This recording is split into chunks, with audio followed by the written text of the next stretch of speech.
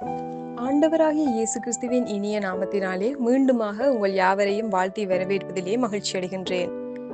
யானையை வளர்ப்பவர்கள் விற்பதற்காக யானைகளை வழக்கமாக ஒரு இடத்திலே வைத்திருப்பார்கள். ஒரு நாள் யானை வாங்க ஒரு இளைஞன் ஒருவன் வந்திருந்தான். அந்த யானை ஒரு மெல்லிய சங்கிலியில் கட்டி ஒரு சிறிய தடியில் கட்டியிருப்பதை பார்த்து அவன் ஆச்சரியப்பட்டு பாகனிடம் எவ்வாறு இப்படி கட்டியிருக்கிறீர்கள் என்று கேட்டான்.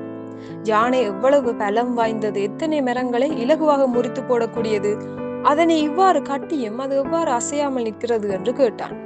அதற்கு பாகன், நான் சிறு வயதிலேயே இந்த யானைக்கு இந்த மெல்லிய சங்கிலியிலும் இந்த தடியிலும் கட்டி பழக்கி விடுவோம், அப்போது அதனால் அதை இழுக்க முடியாது, எனவே அந்த கட்டை மிகவும் பலம் வாய்ந்தது என்று அது நினைத்து விடும். எனவேதான் அது தனது வாழ்நாள் முழுவதும் அதை இழுக்க முயற்சிக்காது. ஆகவேதான் இந்த யானையை இந்த மெல்லிய சங்கிலியிலும் இந்த சிறிய தடியிலும் கட்டியும் அது அசையாமல் நிற்கிறது என்று கூறினார்.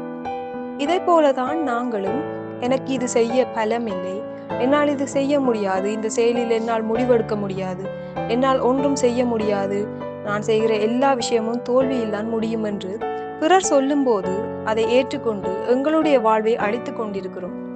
ஆரம்பத்தில் வேறொருவர் கூறியதை வைத்து இன்று நாங்கள் எங்களுடைய பலத்தை அறியாமல் இருக்கிறோமா?